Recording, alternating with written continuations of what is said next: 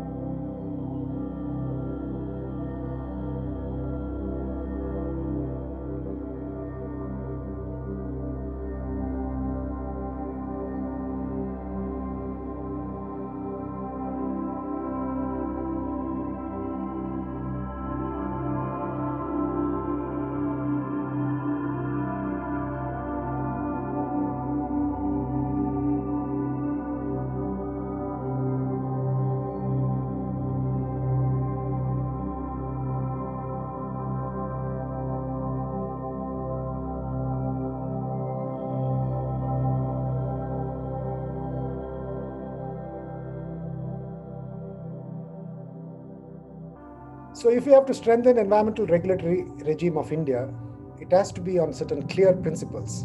First and foremost, the conditions under which a variety of mining, industrial and infrastructure projects have been cleared in recent times are conditions which are violative of the Environment Protection Act. So those clearances accorded to these projects must go, which also means the coal block auctions that have taken place must be withdrawn. Second, the draft EI notification was promoted during a pandemic, and what is worse, during a lockdown. And so a ritual was being passed off as if it was a democratic exercise, which it was not, we are all aware. If there was no widespread protests, it would have been pushed through. So what we need is a comprehensive environmental regulatory regime that respects the deep democratic traditions of this country. And third, there must be a moratorium on any further diversion of natural ecosystems, for the simple reason that we have done enough damage in this country and millions of people have suffered. Thousands and thousands of ecosystems have been destroyed. And if we have to move forward, it has to be with a deeply democratic and non-regressive regulatory regime which respects Article 243ZD of the Constitution of India. On the issue of pollution, the Janta Parliament urges upon the government to take urgent steps to reduce, eliminate and replace source of pollution, such that over a 10 to 15 year period, the quality of air, water and soil is brought to levels safe for human and other animal use. This includes substantially replacing private with public transport, harmful chemicals with safe substance, eliminating sources of noise and treating all wastewater before discharging into water bodies. To enable the above, substantially revise the National Clean Air Plan, include all non-attainment cities under National Clean Air Program, amend the Water and Air Acts and relevant notification under the Environment Protection Act, increasing the autonomy of all pollution control and monitoring institutions under them, ensuring transparent procedures for appointing independent chairs and members. Also, specify ambient water quality standards for different uses and a separate body and process for publicly determining the most beneficial use for each water body, thereby setting effluent discharge permits for all activities in the catchment. We, the Janta Parliament, resolved that to deal with the climate crisis, the government must revise all the state and central climate action plans, including the national climate missions, do widespread participation, consultation with communities which are most affected by the impending climate crisis, and revise upward all the targets, goals, and objectives that have been envisioned in the climate action plan in line with the situation now. We also demand that the national energy policy be reoriented and moved away from focus on coal, oil, and gas and go into more sustainable renewable energies like solar and wind, and also abandon the destructive hydro and nuclear routes. And all this is done not only in the central mode, which is being done now, but also largely in a decentralized, community controlled renewable energy fashion. We also resolved that the government here must initiate a dialogue with all our neighboring countries, because to tackle the climate crisis in South Asia, which is bound by the Himalayas, the three seas, and the southwest monsoon, you have to do concrete action in a South Asian basis. Without collaboration with our countries, neighboring countries, this is not possible. So these three are the resolutions that the Janta Parliament passed on the climate crisis. On regenerating, restoring, conserving natural ecosystems and wildlife populations, the Janta Parliament has passed a resolution that we must regenerate and conserve natural ecosystems over at least a third of India, enabling local communities that live amidst them to govern and sustainably manage them, including as community conserved areas. Pass a comprehensive natural ecosystem conservation policy, including a new forest policy that prioritizes decentralized decision making and community action. Pass a new Indian Forest Act that is in consonance with the FRA and PESA, and similar laws for coastal and marine, wetland, grassland, desert, and mountain ecosystems. Stop eviction and dispossession of communities in the name of wildlife conservation. Instead, actively engage with communities as partners on ways of forest governance and wildlife protection that promotes coexistence with wildlife.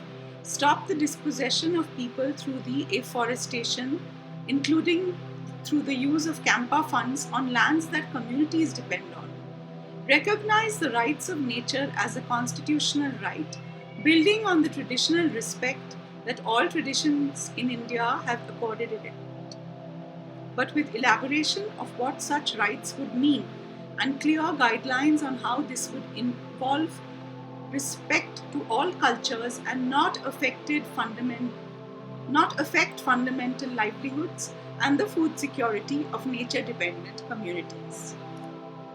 One of the things that was emphasized a lot in what people spoke about during the Janta Parliament was that a huge deficit or deficiency in the way in which environment and development planning takes place or decision making takes place is the lack of empowerment of village and urban self-governance bodies. We have the 73rd and the 74th constitutional amendments, but in most parts of the country, they've hardly been implemented, except for instance, where people themselves have mobilized and gathered the strength to force the implementation, or occasionally a sensitive government officer might enable that.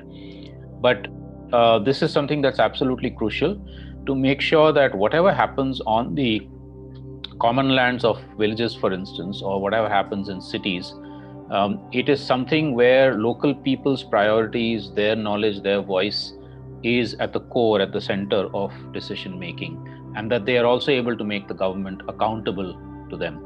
Now, of course, this also means that the bodies of self-governance, panchayats, gram sabhas, urban wards, area sabhas, etc., need to have the capacities to be able to take those kind of decisions, need to have a sense of responsibility towards other people and towards nature and the environment. And so all of this is something that ought to have happened over the last 75 years. There's not that much that has happened, so we need now to move urgently in that direction.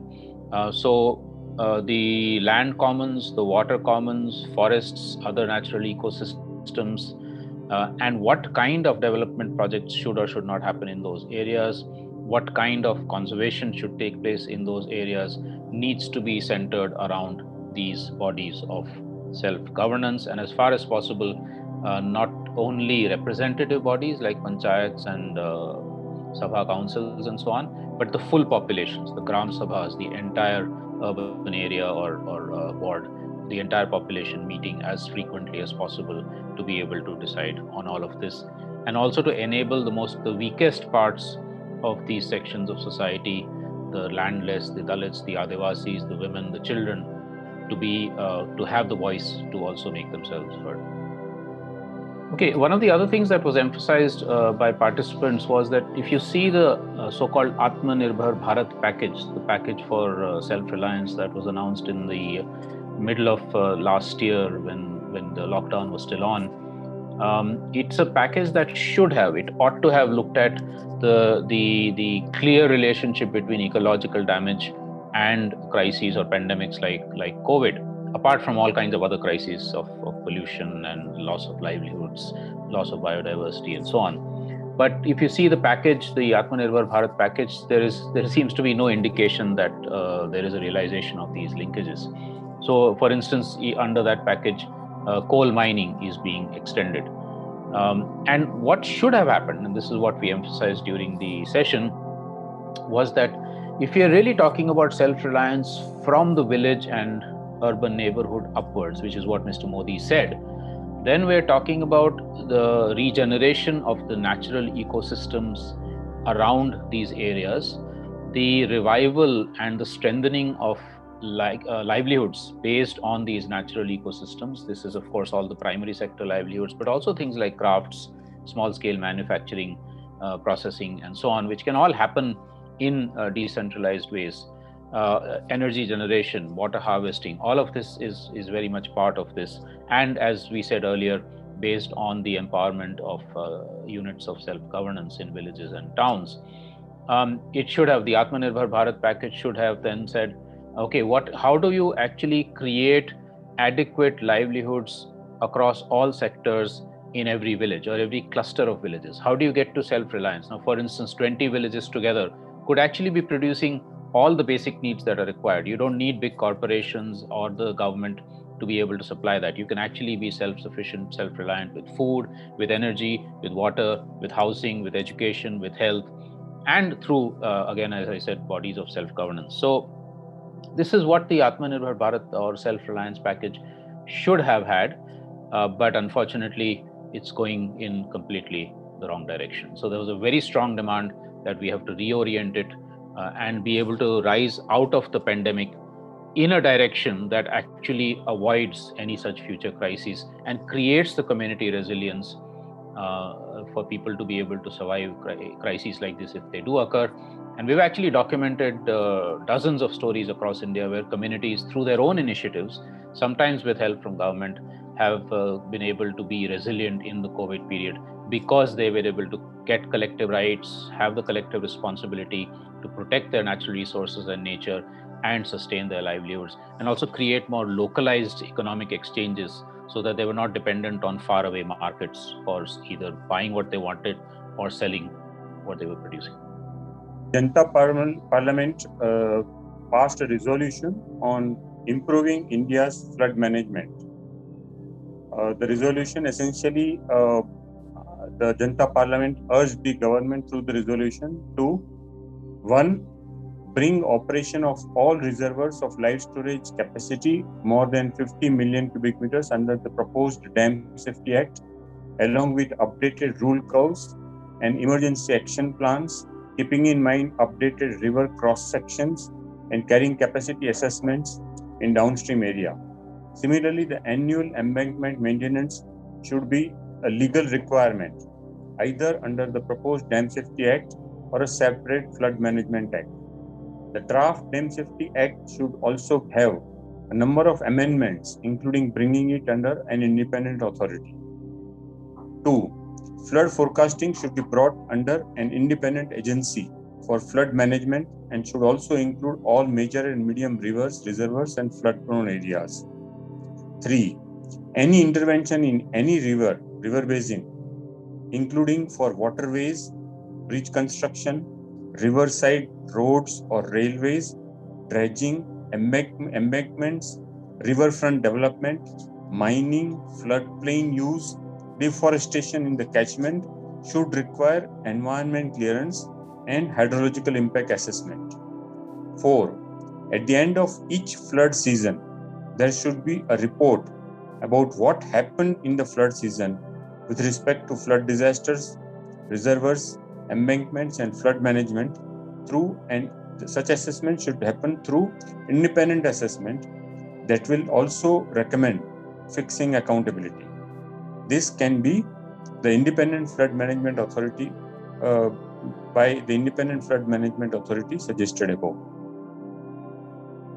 Similarly, the Janta Parliament also passed a resolution about improving India's urban water management. In the resolution, the Janta Parliament urged the government to 1. Urgently bring out a national urban water policy through a consultative process by a committee of independent-minded persons. It should also define a water-smart city, include right to water and equitable water distribution. 2. The policy should be drive towards use of the rain to the maximum possible extent within the city through rainwater harvesting, groundwater recharge, local water storages, promotion of water recharging pavements, sponge city concepts, rooftops and campuses, ensuring decentralized sewage treatment and recycling. 3. Only a city seen to have exhausted all the local options mentioned above should there be any consideration of additional external water use. Only after this is exhausted, then there should be a consideration for additional external water use. 4. Urban drainage and floodplain protection should be a legal requirement. Every city should also have its flood forecasting and disaster management authority. Overall, the sense of what the participants were talking about at the Janta Parliament was that we need 3 or 4 things to be at the center of all planning, all decision making, all budgeting, everything we do as a country. Number 1, that ecology and environment have to be at the core. We can't think of these as being externalities. They are absolutely essential for life itself. So why is it that we don't actually have them at the core of everything, right? Second, people's livelihoods, especially livelihoods based on nature and natural resources, on small scale manufacturing, etc., in a decentralized manner, that has to also be at the center of things. Not big corporations, not state centered things, but really down to the level of the communities, of the ordinary people themselves. Third, this also means that these people need to be at the core, at the center of decision making everywhere, whether it's in villages or in towns. There has to be direct, or what we call radical democracy, or Swaraj, as Gandhi and others spoke about, in order to make this kind of more sustainable, more just, more equitable processes taking place.